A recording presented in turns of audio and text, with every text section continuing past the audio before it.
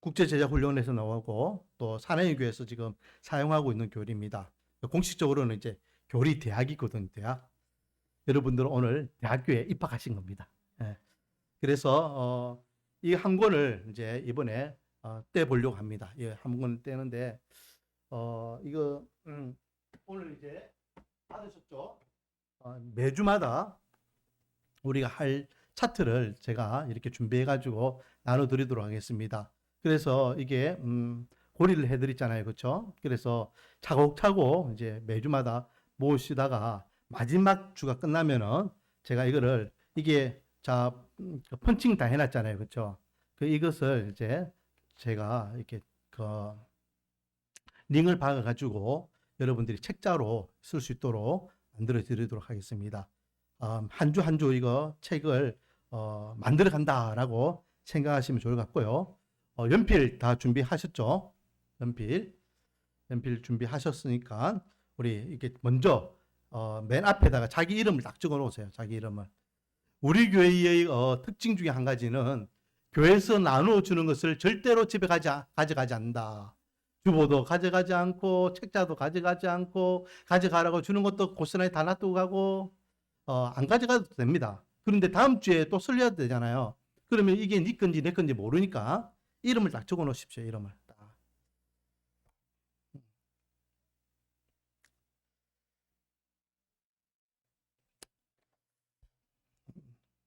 자, 그러면 우리 하나씩 하나씩 보도록 하겠습니다.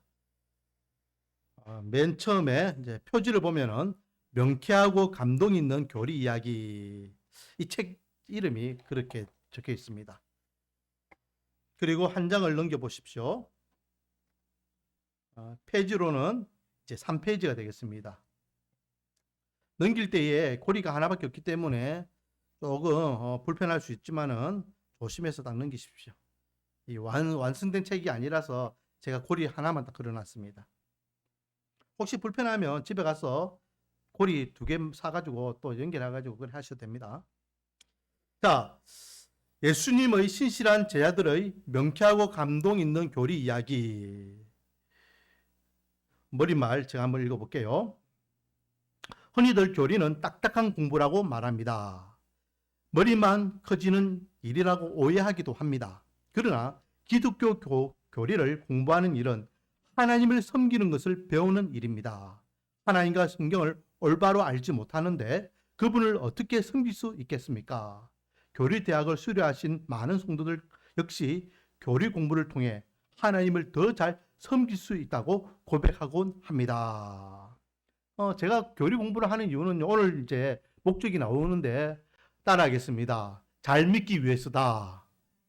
네, 우리가 뭐 배워가지고 아는 척하기 위해서가 아니라 지식을 습득하기 위해서가 아니라 하나님을 더 잘 믿기 위해서, 더 잘 신앙생활하기 위해서 교리 공부를 하는 것입니다.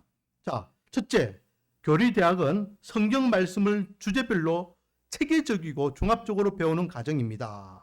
둘째, 교리는 그리스도인의 삶을 바라볼 수 있도록 도와주는 안경이 됩니다. 셋째, 교리는 그리스도인에게 분별력을 줍니다. 넷째, 교리는 그리스도인에게 소망을 줍니다. 이게 우리가 교리 공부를 하는 이유들이 될 것입니다. 마지막으로 교리를 배우는 우리의 자세가 단지 지적인 동의를 넘어 구체적인 내용과 실천으로 연결되기를 간절히 기도합니다. 교리 공부를 하고 난 다음에요. 분명히 우리는 삶이 바뀌어야 됩니다. 삶이. 예수 믿는 사람은 다르다라는 그런 영향력 있는 삶을 살아가야 될 줄 믿습니다. 한 페이지 넘기겠습니다. 4페이지 목차. 자, 우리가 무엇을 배울 것인지를 한번 보면 1강 오늘 할 겁니다. 오늘날 너희는 선택하라 라는 제목으로 교리가 무엇인지에 대해서 교리에 대한 기본적인 개념을 오늘 배울 것이고 2강은 귀를 열고 온몸으로 들으라 라고 해서 계시와 영감 그리고 3강은 성경을 보는 바른 안경 정경성과 조명 그리고 4강은 지금 여기 계시며 말씀하시는 하나님의 존재와 속성 5강은 완전한 하모니 삼위일체 하나님의 신비 그리고 제6강은 하나님의 교환고 작정, 예정, 섭리, 이 구원론에 대한 거죠. 그리고 7강 모든 만물의 시작, 창조. 8강은 악의 기원과 하나님의 탁월한 해결책, 죄에 대한 문제입니다. 9강 당신과 나의 출발점, 그 인간 창조, 인간홀입니다. 한 장 넘기겠습니다. 10강 위태로운 독립선언, 인간의 타락, 이 죄죠. 11강 위대한 은혜의 강줄기, 언약 신학을 이야기합니다. 12강 너희는 나를 누구라 하느냐, 예수 그리스도의 위격. 13강 너희는 나를 누구라 하느냐, 예수 그리스도의 사역, 직분과 속죄. 14강은 메마른 뼈의 생기를, 성령의 본질과 사역, 성령 하나님에 대한 내용입니다. 15강 성령 충만, 성령 은사, 성령의 열매에 대한 내용이고, 16강 가장 아름다운 기적, 구원의 여정, 서정, 구원에 대한 부분입니다. 17강 사실인가 감정인가, 이 구원의 확신을 갖고 있는 게 사실인가 아니면 그냥 감정적으로 내가 구원받았다라고 생각하는가, 거기에 대한 거죠. 18강 주님을 닮게 하소서, 성화, 우리는 매일매일 예수 그리스도를 닮아가는 예수 그리스도의 제자입니다. 19강 하나님의 전신갑주를 취하라, 영적 전쟁에 대한 문제이죠. 그리고 20강 너희는 너희를 누구라 하느냐, 교회, 세상의 빛과 소금이 되는 교회론에 대한 문제이고요. 그리고 21강 너희는 너희를 누구라 하느냐, 교회가 가져야 되는 본질, 거기에 대한 문제들을 우리가 역사적으로 한번 보도록 하겠습니다. 이렇게 교리에 대해서 22강 8페이지 너희는 너희를 누구라 하느냐, 성례, 권세, 사명에 대한 말씀. 그리고 23강 죽음, 새로운 시작, 종말에 대한 말씀이죠. 24강 죽음, 그 위에 두 갈래의 길, 천국과 지옥인데 먼저 지옥편과 25강은 천국편입니다. 그리고 26강 신자를 위한 완전한 구원, 우리의 완전한 구원은 예수님이 오시고 난 다음 천국에 들어가는 것을 이야기하죠. 예수님의 재림을 이야기합니다. 그리고 27강 최후의 심판과 새하늘과 새 땅, 천국 입성에 대해서 하늘나라에 대한 문제를 다룹니다. 이렇게 총 27강까지 되어 있습니다. 그래서 27강까지 다 하면요 4, 7이 28, 거의 7달을 해야 되거든요. 7달 계속 하면은 또 지겨울까요? 지겹겠죠. 그래서 가다가 어느 정도 가다가 멈추고, 또 우리가 계속 지난번에 하다가 말았던 여호수아편을 또 하면서, 또 이제 어느 시점이 되면 선선한 가을이 되면은 다시 또 우리가 부족한 부분을 메꾸고 해서 이걸 전체를 다 하겠지만은 처음부터 끝까지 쭉 먼저 밀어붙이지는 않겠다. 천천히 템포를 맞춰가면서 하겠다라는 것입니다. 자, 오늘은 9페이지 제1강입니다. 오늘날 너희는 선택하라라는 제목인데요. 어떤 아들이 아빠에게 이런 질문을 합니다. 아빠, 근데 내 친구 누구누구는 교회 안 다니는데 이상하지? 그러면 누구누구는 천국에 못 가요? 지옥에 가요? 왜 지옥에 가요? 라는 질문을 했다는 거죠. 여러분 세상 사람들이요, 우리 교회를 향해서 가장 많이 하는 질문 중에 한 가지가 뭔지 아십니까? 세종대왕이나 이순신은 지옥 갑니까? 천국 갑니까? 그 이야기를 해요. 왜? 그분들은 나라와 민족을 위해서 큰 업적을 남긴 위인이잖아요. 특히 우리나라 한국 사람들은 가장 존경하는 그런 위인들이에요. 그런 위인들이 뭘 잘못했기에 지옥 가느냐예요. 그래서 물어봅니다. 천국 가느냐 지옥 가느냐. 여러분 대답해 보십시오. 세종대왕 이순신 장군 지옥 갑니까? 천국 갑니까? 왜 대답을 못 하십니까? 모르죠. 우리는. 구원의 절대 권한은 누구한테 있다? 하나님께 있습니다. 그분들이요, 예수님을 믿으면 천국 가는 겁니다. 예수님을 안 믿으면 지옥 가겠죠. 그래서 몇천 년 전에 있었던 그분들이 어떻게 살았는지를 우리가 모릅니다. 역사적으로 우리나라에 기독교가 언제 들어왔느냐? 140년 전에 들어왔느냐? 아니면 벌써 이 나라에 1000년 전부터 들어왔느냐? 그에 대한 문제들이 많이 있습니다. 여러분 그 경주의 다보탑을 이제 처음 다보탑 그걸 드러내니까 그 밑에 뭐가 있었습니까? 대부분 절의 탑은 밑에 어떤 타임캡슐처럼 귀중한 것들을 넣어놓거든요. 근데 거기에 뭐가 나온지 아십니까? 로마 시대 때에 사용하던 십자가가 나왔습니다. 절 다보탑 밑에 우리가 알고 있는 그 불국사 다보탑 있잖아요. 그 밑에 로마 시대에 사용하던 로마 시대의 그 십자가는 좀 이렇게 모양이 좀 다르거든요. 근데 그게 분명히 로마 시대의 십자가예요. 그게 나왔어요. 그럼 뭘로 대답하겠습니까? 양산에 가면요, 우리나라에 이렇게 암벽에다가 이게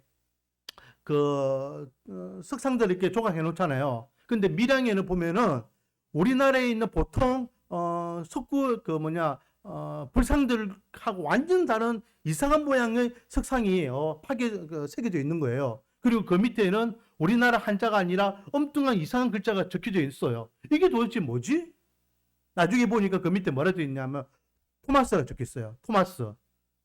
헬라어로 토마스라 적혀 있어요. 누굽니까? 누구? 예수님의 12제자 중에 한 명인 도마예요. 도마.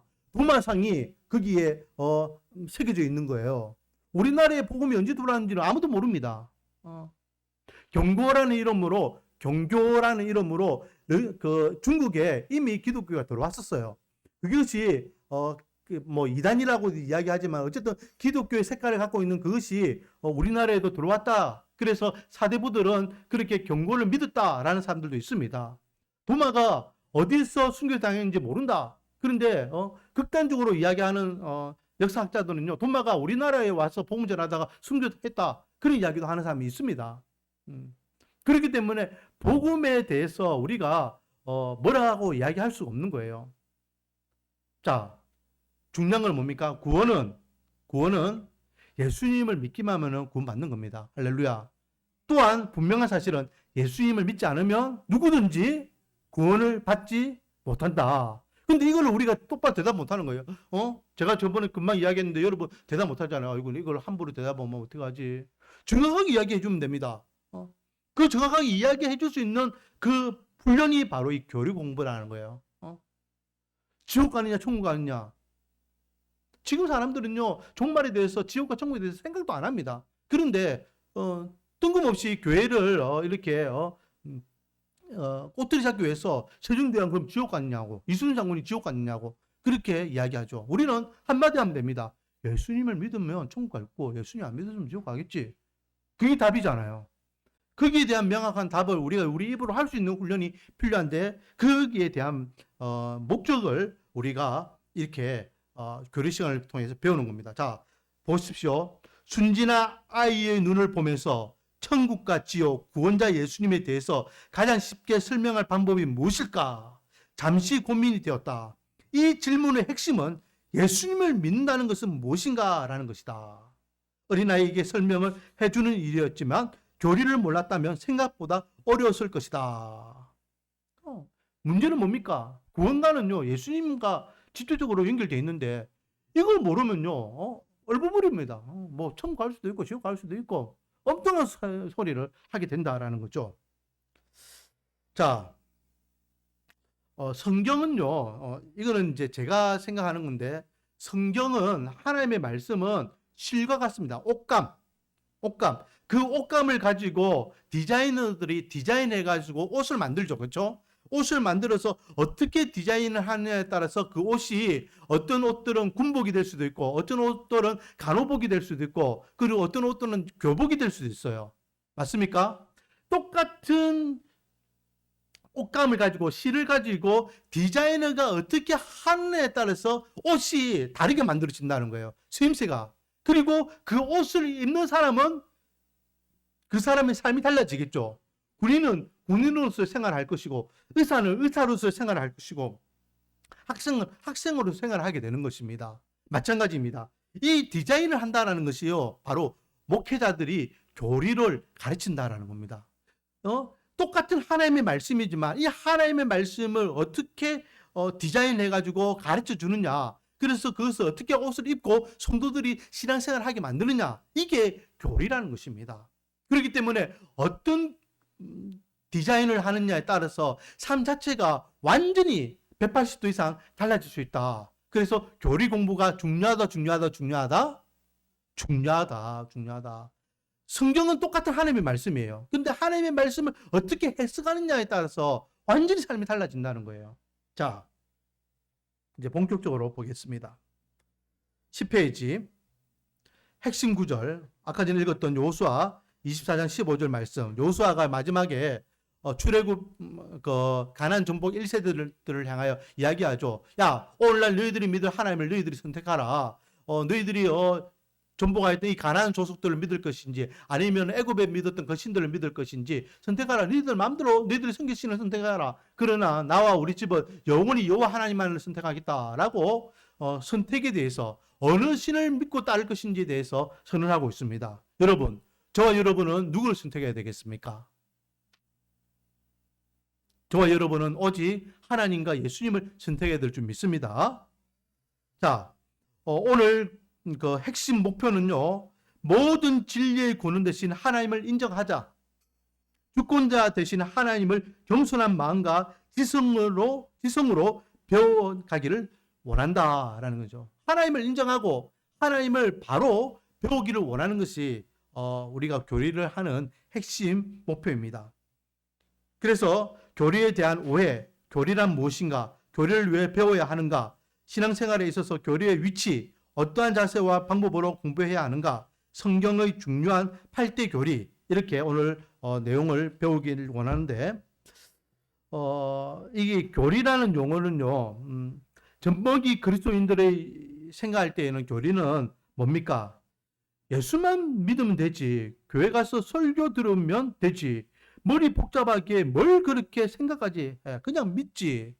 젖먹이들, 어린아이들, 신앙이 얕은 사람들은 교리에 대해서 이렇게 생각합니다. 교리 그거 뭐 필요했냐? 그냥 예수만 믿고 예배만 잘 들으면 되지 라고 생각해요.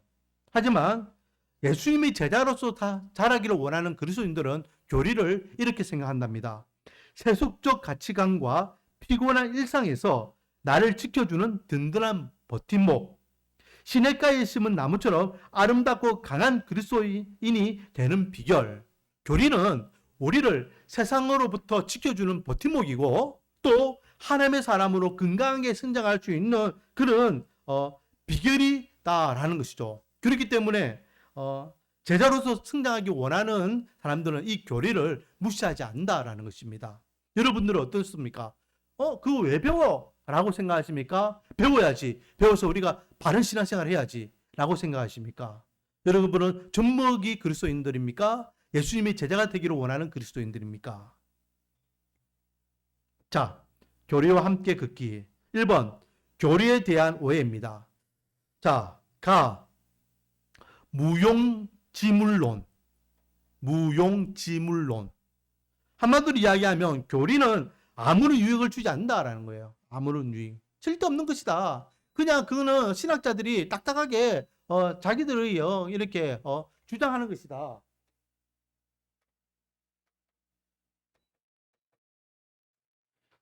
라고 생각합니다. 그 교리가 필요 없다라고 이야기하는 사람들이죠. 또 깊이론. 교리는 너무 딱딱하고 지루하고 이해하기 어렵다. 그래서 깊이 하는 거예요. 그건 너무 복잡해 딱딱해. 머리 아파. 골치 아파. 아예 배울 생각도 안 하는 거죠. 실족론. 실족하다. 교리를 너무 잘 알고 있는데 삶은 엉망이야. 머리만 커가는 거예요. 그래서 사람들에게 이 유대인들처럼 지적만 하는 겁니다. 잘했니 못했니 맞니 안 맞니 예배가 어떻니 헌금이 어떻니 봉사가 어떻니 직분이 어떻니 교회가 어떻니 전도가 어떻니 계속 일하는데 삶 자체는 엉망진창입니다. 그리고 불균형. 교리를 통해 너무 지적인 면만 강조하는 부분. 한쪽으로 치우쳐요. 우리가 지식도 있어야 되지만 영성도 있어야 됩니다. 지성과 인성과 영성이 같이 성장해야 되는데 한쪽으로만 치우치면 안 된다라는 거죠. 그래서 교리를 배우면은 이렇게 안 좋은 면들이 있어서 교리가 필요 없다라고 이야기하는 사람들이 있습니다. 하지만 교리는 우리가 분명히 갖추고 있어야 되는 지식입니다. 자, 정의를 한번 볼까요? 교리란 무엇인가? 교리란 성경에 나타나 있는 여러 가르침들을 어떤 주제에 따라 요약하고 일목요연하게 체계적으로 정리하여 우리가 무엇을 믿어야 하는지를 분명히 알도록 가르치는 것이다.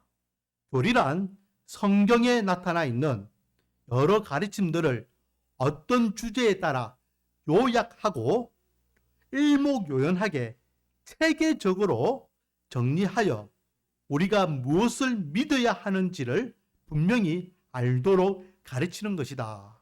성경, 요약, 체계적, 믿어야. 이게 이제 답입니다, 여러분.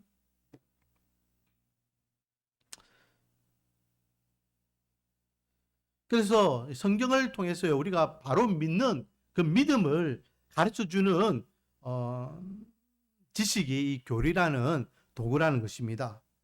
그래서 여기 옆에 보면요, 디모데전서 1장 3절 말씀에 제가 바울 서신을 통해서 계속 이야기하는 거 있잖아요. 다른 교훈, 다른 복음 이런 것들을 가지고 자꾸만 교회를 흔들어 놓는 무리들이 있었다라는 거죠. 성경 말씀을 가지고 자꾸만 다른 복음, 다른 교훈을 이야기하면 그런 다른 믿음이 되고 그 다른 믿음은 다른 신앙생활을 하게 만들게 됩니다. 결국은 그런 인간들이 이단자가 되는 것이죠. 그래서 성경을 통해서 바른 믿음을 가지게 하는 것이 교리의 정의다. 교리를 왜 배워야 하는가? 성경적인 증거는요. 첫째, 모든 그리스도인들은 하나님을 아는 일에 부름을 받았기 때문이다. 하나님을 아는 일에. 베드로후서 3장 18절 말씀에 보면 오직 우리 주 곧 구주 예수 그리스도의 은혜와 그를 아는 지식에서 자라가야 영광이 이제와 영원한 날까지 그에게 있을지어다. 그를 아는 지식은 아버지 하나님을 아는 지식이죠. 그래서 모든 그리스도인들은요, 성경을 통해서 하나님을 아는 지식에 부름을 받았다. 그렇기 때문에 우리는 교리를 배워야 된다는 겁니다. 2. 교리를 통하여 성경을 바르게 깨달아 해석하고 볼 수 있는 눈이 열린다. 교리를 통하여 성경을 바로 해석할 수 있는 눈이 열린다는 겁니다. 그래서 칼빈은요, 이런 이야기를 했죠. 밑에 보니까 교리란 성경을 올바르게 읽을 수 있는 안경과 같으며 성경이 서로 아무 연관성이 없는 이야기 같아 보인다 하더라도 성경이 통일된 가치관을 제공한다라고 말한다. 몇 주 됐죠. 몇 주 전에 우리 사람이요, 전도하다가 어떤 사람을 만났는데요. 이 고천에 사는 사람이죠. 그 사람이 이런 이야기를 하더랍니다. 그 성경 지금 아무 필요 없다. 그 성경 이스라엘 사람들을 위해서 만들어진 성경인데 오늘날 그게 왜 우리한테 필요하느냐 라고 하면서 성경에 대해서 필요 없다라고 이야기하더라는 겁니다. 그 사람이 그렇게 이야기하는 이유가 뭡니까? 그 사람은 무엇을 못 배웠기 때문에, 교리 공부를 못 배웠기 때문에 성경이 왜 구약과 신약이 그리고 이스라엘에게 기록되어 있는 그 이스라엘인들에게 주었던 그 기록된 말씀이 오늘날 우리에게 연결되는지를 모르는 거예요. 그렇기 때문에 우리 한국 사람들은 성경 말씀 그거 아무 필요가 없다, 의미가 없다, 이스라엘 사람들을 위한 그런 말씀이다 라고 엉뚱한 소리를 한다라는 것입니다. 자, 3번, 올바른 태도로 교리를 배우는 것은 신앙생활을 효율적이고 풍성하게 할 수 있도록 해준다. 효율적이고 풍요롭게 할 수 있도록 해준다. 효율적이고 풍요롭게. 우리 신앙생활을 효율적이고 풍요롭게 하기 위해서 교리 공부를 하는 것입니다. 4번, 교리는 오류에 빠지지 않도록 우리에게 길잡이가 되어준다. 제가 계속 금방 이야기했죠. 이단에게 빠지지 않도록, 말씀을 잘못 해석하지 않도록, 오류를 범하지 않도록 바른 길을 제시해 주는 게 교리라는 것입니다. 5번, 교리는 기독교 신앙을 교육하고 전수하는 데 필수적이다. 자녀들에게 우리 기독교를 가르쳐주고 전수하는 데 있어서 가장 필수적인 게 교리라는 것입니다. 교리 공부.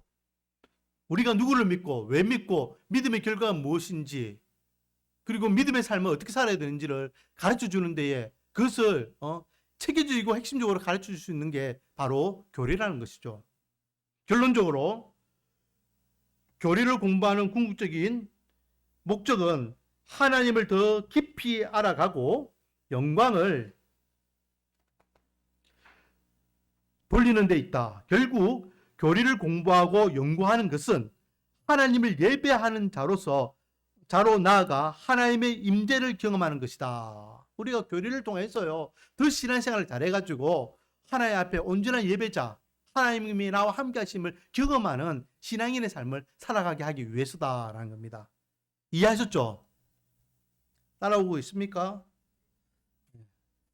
빨리빨리 지나가는데도 벌써 시간이 저래 갔습니다.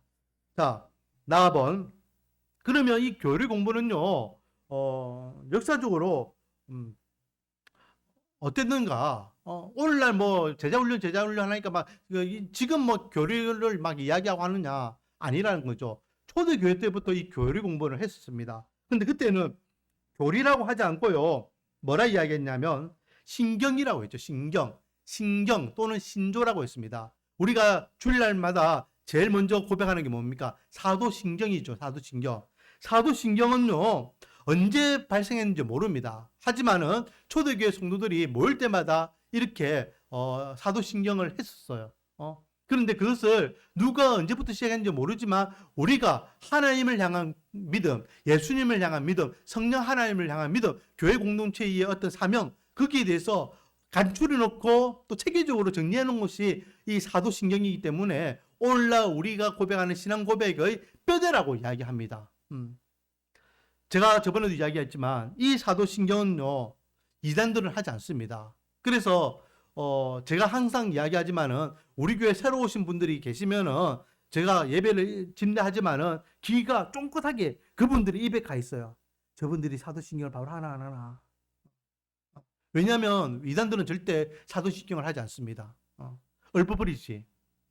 왜냐하면 자기들이 고백하는 믿음의 대상은요, 자기들이 가르치고 있는 그런 대상자들이 따로 있기 때문에 하나님을 향하여, 예수님을 향하여, 성령 하나님을 향하여 신앙의 고백을 할 수가 없죠. 그리고 이제 니케아 신경이 있습니다. 니케아 신경은 제일 처음에 이 땅에 많은 교회들이 있었지만 그 교회들이 다 자기 혼자 각 지교회였어요. 그런데 이단들이 계속해서 교회를 공격하고 사회적인 문제가 일어나고 해서 이 교회의 장로들이, 감독들이 한 자리에 모여가지고 세계에 흩어져 있던 장로들이 한 자리에 모여가지고 이제 회의를 합니다. 제1회 회의, 오늘날로 이야기하면 총회를 했어요. 그 총회가 니케아 이제 종교회의인데 이때에 작성한 것이 우리는 이 신앙을 우리의 신앙으로 하자라고 채택한 것이 니케아 신조입니다. 니케아 신경. 그래 이게 325년, 지금으로부터 약 1700년 전에 이미 우리의 신조는 이렇게 한다라고 해서 딱 체계를 딱 잡아놨다라는 거죠. 그리고 그것을 믿지 않거나 거기서 반하면은 출교시키고 치리시키고 하면서 신앙의 본질을 떠나지 못하도록 이렇게 잡아놨습니다. 그리고 그 이후에 아타나시우스라는 사람이 또 자기 나름대로 신경을 이렇게 작성했는데 그분은 삼위일체 하나님에 대해서 그리고 예수님의 인격과 신성에 대해서 체계를 딱 잡아가지고 아예 책으로 만들어가지고 우리가 하나님을 믿는 하나님이 누구이신지, 예수님이 어떤 분이신지, 그리고 그분에 대해서 우리의 신앙 고백 무엇인지를 딱 체계를 잡은 신경이 아타니우스 신경 또는 신조입니다. 이렇게 고대적으로는요, 사도신경과 니케아 신경과 아타니우스 신경이 있고, 그리고 그 외에 우리 장로교, 우리 기독교, 저와 여러분이 믿는, 저와 여러분이 가지고 있는 이 뼈대의 신경은요, 두 개가 있는데, 하이델베르크 신앙 고백서가 있고 또 웨스트민스터 신앙 고백서가 있습니다. 이 두 개가 저와 여러분이 믿는, 제가 설교하는 설교의 모든 줄기는 여기에 기반하고 있습니다. 제가 몇 번 이야기했죠. 제가 신학교 다닐 때는요, 이게 웨스트민스터 신앙고백서를 했습니다. 그래서 이게 신앙고백서 그리고 대소요림문답, 그리고 우리가 헌법을 갖고 있는 것도 이 대소요림문답이 헌법에 들어있고, 또 우리가 세례나 학습 받을 때도 이 대소요림문답을 가지고 공부하거든요. 그런데 한 10년 전부터 우리 장로교회 총신의 이제 문병호 교수님부터 해가지고 우리나라에 이제 계속해서 가르쳐주고 또 하고 있는 게 하이델베르크 이 신앙고백서입니다. 사실은 이게 나오기 전에 이게 먼저 나왔거든요. 그래 이게 한 100년 정도 먼저 나왔는데 이것을 뼈대로 해가지고 이게 탄생했다라고 생각하면 됩니다. 그래서 제가 요즘 이제 설교 시간 때에 한 번씩 언급하는 것 중에 뭡니까? 하이델베르크 일문일답. 일문이 무슨 질문이냐? 우리 인간이 이 땅을 살아가면서 가장 큰 위로를 받는 것이 무엇이냐? 여러분들이 살아가는데 가장 큰 위로가 뭡니까? 답은요, 우리가 예수 그리스도의 것이 되었다. 제가 오늘 아침에 설교했잖아요. 예수 그리스도의 것이 되었다라는 것은 예수 그리스도의 소유가 되었다 의미도 있지만 예수 그리스도에 속하였다. 예수 그리스도를 통하여 이제는 우리가 하나님의 자녀가 된 것이 가장 큰 위로다는 것이죠.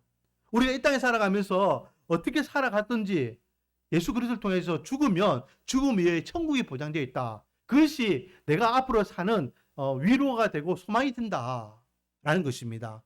거기에 대한 일문일답. 그런데 이제 웨스트민스터 일문일답은 뭡니까? 사람이 이 땅에 살아가는 데 있어서 제일 된 목적 뭐냐? 우리 인간이 이 땅에 살아가는 목적이 뭐냐? 하나님을 영화롭게 하고 영원토록 하나님 찬양하는 것. 예배 드리는 자, 예배의 삶이 우리가 인간된 목적이다 라고 이야기하죠. 그래서 완전 질문 자체가 다르고 답이 다 자체가 다른데, 이렇게 우리는요 이 두 신앙 고백서를 우리의 신조로 하고 있습니다. 이거는 다 우리 교회 도서관에 있으니까 한 번씩은 이제 읽어보시고 또 나름대로는 정리해 보시면 더 좋을 것 같고, 웨스트민스터 신앙 고백서는요 우리 총회에서 이거 너무 좀 책이 두껍고 뭐 부담되잖아요. 그래서 학습용으로 이렇게 얇게 아이들용으로도 만들어 놓고 뭐 만화로도 만들어 놓고 막 그렇게 해서 좀 많이 보급하려고 하고 있습니다. 다 우리 교회의 도서관에 다 비치되어 있으니까 그런 것도 참고하시면 좋을 것 같습니다. 결론적으로 그리스도의 교회는 초대교회로부터 이단의 공격과 세속의 가치에 대항하여 중요한 교리들을 발견하고 확정했으며 이를 신조 또는 신경으로 이름하여 믿음의 후대에게 귀한 진리를 계승하여 주었다. 그래서 역사적으로 초대교회부터 지금까지 계속해서 우리의 신조, 우리의 신조는 우리 신앙의 맹세를 이야기하고 신경은 그것을 책으로 만들었다는 겁니다. 글로 이제 공로화시켰다라는 거죠. 그래서 그렇게 우리는 이렇게 믿는다라는 것을 후손들에게 계속해서 가르치는 것이 우리가 교리 공부를 하는 역사적인 어떤 출발점이었다라는 것입니다. 자, 13페이지. 신앙생활에 있어서 교리의 위치. 우리가 신앙생활하는 데 있어서 이 교리라는 것은 어느 위치에 있느냐. 밑에 보면요, 바퀴가 있잖아요. 바퀴, 그렇죠? 바퀴가 있는데 가운데 축 있죠. 바퀴 축. 이거는 성경입니다. 성경. 하나님의 말씀이에요. 그리고 밖에 동그랗게 바퀴가 있죠. 바퀴. 이 바퀴는 우리의 삶이 되겠죠. 그렇다면 이 교리는 이 성경 말씀과 우리의 삶을 뭐 해주는 것입니까? 연결해주는 살과 같은 겁니다. 살. 그래서 하나님의 말씀을 우리가 어떻게 해석하고 이해하고 배우느냐에 따라서 우리 삶이 완전히 달라집니다. 여러분, 우리는요 하나님의 말씀을 100% 하나님의 말씀이라고 다 믿고 살잖아요. 그런데 기독교라고 하면서 교회 다닌다고 하면서 이 말씀을 100% 믿지 않는 교단들도 있습니다. 왜요? 그들은 그렇게 성경을 해석하기 때문에. 제가 좀 이따가 그들이 어떤 쪽인지를 다시 한번 설명하겠습니다. 자, 축은 성경 말씀, 살은 교리, 바퀴는 삶입니다. 하나님의 말씀이 우리의 삶에 적용할 수 있도록 연결해 주는 것이 교리라는 겁니다. 이게 교리의 역할입니다. 그리고 위치고. 이해하셨죠? 자, 5번. 그러면 이 교리를 공부하는 우리의 자세와 방법은 어떻게 해야 될까요? 가. 목표를 분명히 해야 됩니다. 목표. 교리를 공부하는 것은 지식을 산다거나 자랑하기 위해서가 아니라 자신의 영적 갈망을 해소하고 교리를 통해 하나님께 더 가까이 가기를 간절히 바라는 열망으로 가득 차고, 그로 인해 하나님의 주권자 되심을 인정하고 경배와 찬양, 영광을 돌리는 데 있다는 것을 명심하라. 교리 공부를 하는 목표가 뭐라고요? 하나님의 주권 되심을 선포하고 인정하고 그 하나님을 향해서 경배, 찬양, 영광을 돌리기 위하여 우리가 살아가기 위해서 교리 공부를 한다. 내가 지식을 해가 야 우리 교회에서 이번에 교리 공부하는데 이렇다 하더라. 뽐내기 위해서, 자랑하기 위해서가 아니라는 겁니다. 더 신앙생활을 잘하고 더 하나님 앞에 온전한 예배를 드리기 위해서 교리 공부를 한다는 거죠. 나 성령님께서 눈과 귀와 마음을 열어주시도록 기도하라. 우리가 이제 저녁마다 오후 예배마다 이제 교리 공부할 때마다 성령 하나님께 기도해야 됩니다. 하나님 귀를 열어주세요. 눈을 열어주세요. 그래서 하나님의 말씀을 잘 이해하고 하나님의 말씀을 잘 분별하고 이 말씀이 우리 삶에 잘 적용할 수 있도록 도와주세요 라고 기도하면서 우리가 이 시간 공부해야 될 줄 믿습니다. 그리고 다 겸손한 자세와 지성을 사용하여 신경, 신앙 고백, 교리 문답서를 연구하라. 겸손한 자세를 가지고 우리 최대한 지성을 끌어내어 가지고 이 신앙 고백과 신경, 교리 문답서를 공부할 수 있도록 우리가 노력해야 됩니다. 에이 뭐 알아서 목사님이 가르쳐 주겠지 뭐 그럼 가르쳐 주는 대로 뭐 받아쓰기처럼 뭐 알아서 적고 뭐 따라하고 그러면 되겠지. 아닙니다. 배우려고 노력하는 모습이 있어야 됩니다.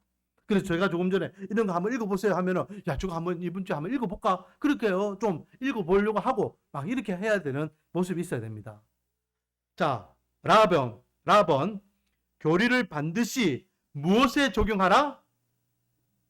무엇에 적용하라? 삶에 적용하라. 삶에 적용하라. 계속 지금 반복하고 있잖아요. 계속 교리 공부를 하는 목적은 우리 삶에 적용하기 위해서, 우리 삶이 달라지기 위해서요.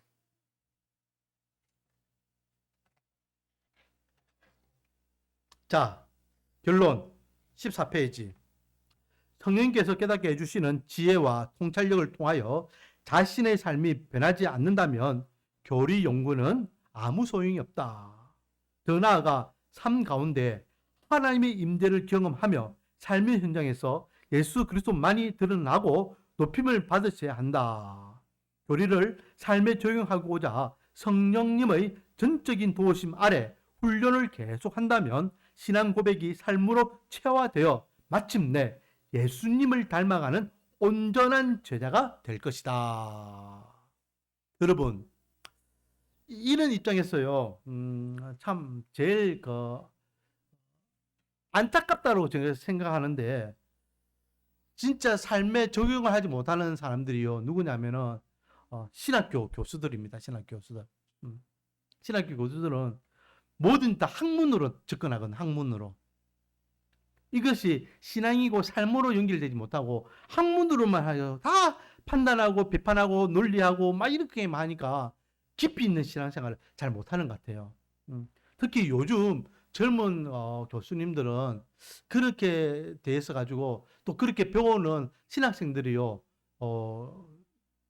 교회 현장에 가가지고 엉뚱한 소리를 막 하고 막 그런 것들을 종종 보게 되는 것을 봅니다. 너무 그런 것들을 보면 안타까워요. 신앙은 영성인데 영성이 없는. 그렇게 보면은 우리나라 처음에는 우리나라의 신학교에 신학자들보다는 목사님들이 학교 교수님들이었거든요. 그분들은 영성을 가지고 삶의 목회를 가지고 갖고 있는 지식적으로는 좀 약했지만은 그래도 영성 있는 가르침을 했었거든요.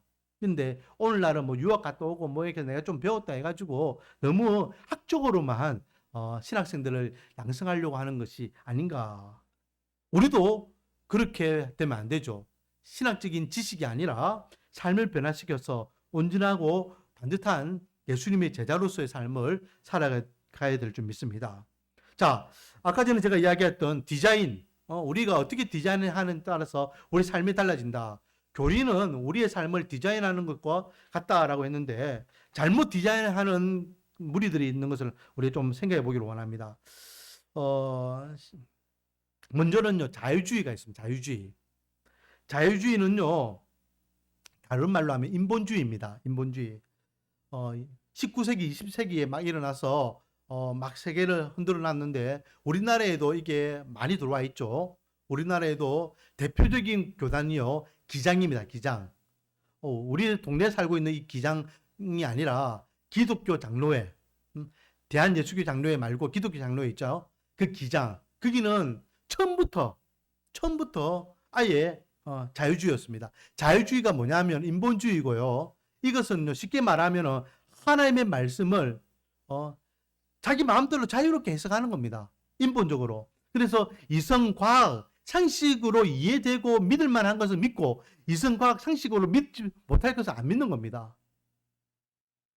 그래서 예수님이 물 위로 걸어가셨다. 비상식적이잖아요. 어떻게 사람이 물 위로 걸어가? 그거 물 위로 걸어가가 아니야.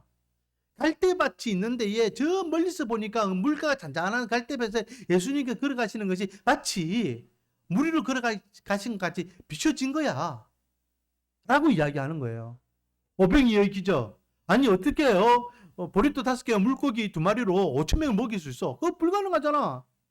그거는 어린아이가 자기 물고기 2마리와 보리또 5개를 예수님께 내놓으니까 다른 어른들도 자기 도시락 꼭꼭 숨기고 있다가 이제는 비로소 창피하니까 자기 도시락 자기가 가져와가지고 다 까먹은 거야. 그거는 그렇게 오병이의 기적은 그렇게 뜯어가지고 나눠주는 기적이 아니라 자기 도시락 자기가 까먹은 거지 그거 아니야 라고 엉뚱한 소리를 하는 인간들이 있다라는 거죠. 누가요? 자유주의. 제가 기장만 이야기했지만 기장 외에도요, 여러분. 우리 장로교라는 이름으로 갖고 있는 교단들 중에는 또 우리 장로교 외에 또 이쪽으로 치우치고 있는 진보 성향의 교단들이 많이 있습니다. 그리고 2번 복음주의, 보수주의라고 하죠. 여러분 오해하면 안 됩니다. 복음주의라고 하면요, 전부 다 이거는 진짜 신앙생활 잘하는 그런 사람들인갑다 생각하는데 복음주의라고 하면은 예수 그리스도를 믿는다라고 이야기하는 사람들 다 들어가는 거예요. 여기는 금방 이야기했던 자유주의도 복음주의고요. 뭐 다 들어갑니다. 심지어는 천주교도 복음주의라고 이야기하는 사람들도 있습니다. 자, 예수 그리스도를 복음을 믿기 때문에. 그런데 엄밀히 이야기하면 저희들도 복음주의지만은 저와 여러분은요, 3번에 보면은 개혁주의, 칼빈주의, 개혁주의라고 이야기해야 됩니다. 개혁주의. 저희들은 진짜 더 엄밀히 이야기하면은 따라가겠습니다. 근본주의. 제가 저번에 한번 이야기했는데 근본주의가 뭡니까? 근본주의. 근본주의는 하나님의 말씀을 근본적으로 믿는 사람들. 하나님의 말씀을 그냥 고지곧대로 다 1.1획 없이 다 그냥 믿는 사람들. 그 사람들이 그래 다른 말로 하면 성경주의자들이죠. 저와 여러분이 그렇습니다. 교회를 다닌다고 하나님의 말씀을 다 믿는 거 고지곧대로 믿지 않는다니까요. 자기 편한 대로 자기 색깔에 맞게 이렇게 구별해서 가르치고 믿고 또 신앙생활 하는 사람들이 많이 있습니다. 알미니안주의는요 뭐냐면은 알미니안주의는 가장 큰 문제는 우리 칼빈주의하고 좀 반대되는 게 뭐냐면 구원론이 조금 문제가 돼요. 그 알미니안주의는요 감리교 뭐 이런 쪽이 알미니안주의 쪽으로 치우쳐 있거든요. 이 알미니안주의는 한마디로 이야기하면 구원은 무엇으로 받는다? 행위로 받는다. 행위로. 율법주의자들하고 좀 비슷한 색깔을 갖고 있어요. 그래서 제가 저번에 서울에 있을 때에 대파 싸웠다 하는 그분이 저를 뭐라 이야기했냐면 목사님 알미니아주의입니다. 뭐 이렇게 이야기해 버렸어요. 저한테. 그래서 제가 열받은 거죠. 우리 칼빈주의자들에게 알미니아주의자라는 것은요. 그것은 교단에서 아예 추방당할 만큼 엄청난 그런 말이거든요. 그런데 저를 향해서 목사님 알미니안주의자입니다 라고 하는 거예요. 아니다. 나는 칼빈주의자지 알미니안주의자가 아니다. 알민주의자들은요 행위를 가지고 구원받는다라고 가르칩니다. 그래서 봉사, 대사회적인 어떤 정의 구현 뭐 이런 것들 있잖아요. 그런 것들을 강조를 많이 하죠. 그리고 뭐 구세군 같은 경우에도 사회의 어떤 사회 사업, 구제 사업 이런 것들을 좀 많이 하잖아요. 그런 것들이 하는 이유가 뭐냐면 그렇게 해야지만 구원받는다라고 그들은 가르치고 있기 때문에 그렇습니다. 오직 예수 그리스도를 믿기만 하면 구원받는다. 그게 우리가 믿는 믿음이잖아요. 그리고 완전히 색깔이 달라요. 근데 제가 이야기했던 거죠. 우리가 믿는 그 이 믿음이 완벽하게 천국 가는 믿음이 아니기 때문에 그 믿음을 가지고 하나님을 믿고 예수 그리스도를 믿는 이 믿음을 주님 앞에 서는 그날까지 끝까지 지키는 것은 누구 몫입니까? 우리 몫이잖아요. 우리 몫. 그래서 우리가 그걸 끝까지 지킬 수 있도록 성령 하나님이 필요한 것이고 그렇게 노력하는 거예요. 노력하는 거. 그래서 예수 그리스도를 구주로 영접 기도를 하고 시인하는 것만 끝나면 안 되는 거예요. 내가 예수 믿는다면서 술, 담배하고 마약하고 세상에서 도박하고 뭐 이렇게 나쁜 짓 하고 그것은 진짜 믿는 사람의 모습이 아니잖아요. 우리가 예수 믿는 사람으로서 살아가는 그 노력하는 모습 그리고 그렇게 노력할 수 있도록 도와주는 것이 교회다. 그 이야기를 했는데 저한테 갑자기 목사님 그거는 알미니안주의들이 이야기하는 그 행위 구원 아닙니까? 막 이러면서 공격하는 거예요. 그래서 내가 이런 책들 칼빈 기독교 강요 막 이런 것들을 이야기하면서 아니다. 그는 우리의 구원은 오직 믿음으로 구원받지만은 우리가 천국 가기 위해서 우리는 그 믿음을 지키기 위해서는 끝까지 노력해야 된다. 그래서 신인 협동설이라는 단어를 제가 썼었습니다. 그게 이제 신앙 용어 중에 하나인데, 자 이렇게 어떻게 성경을 해석하느냐에 따라서 신앙의 가치관이 달라지고 삶의 방향이 달라지는 것을 우리는 알 수 있습니다. 저와 여러분은 3번 개혁주의 또는 칼빈주의자, 더 나아가서는요 이 칼빈주의자들 안에 보면 극단주의자가 있는 근본주의자가 있는데 그 근본주의자가 저와 여러분입니다.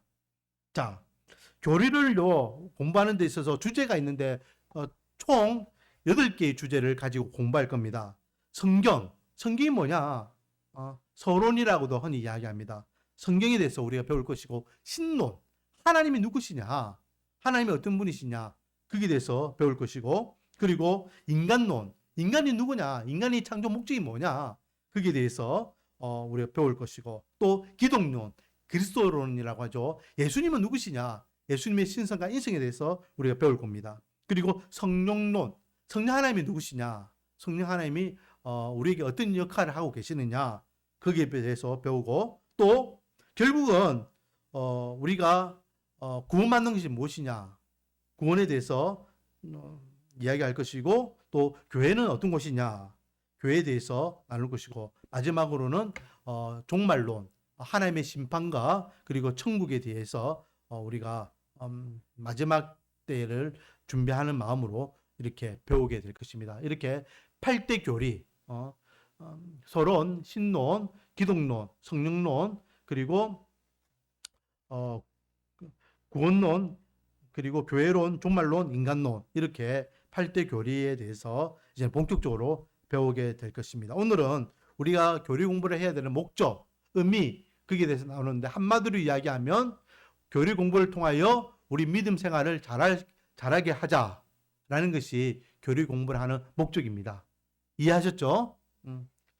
질문 있습니까?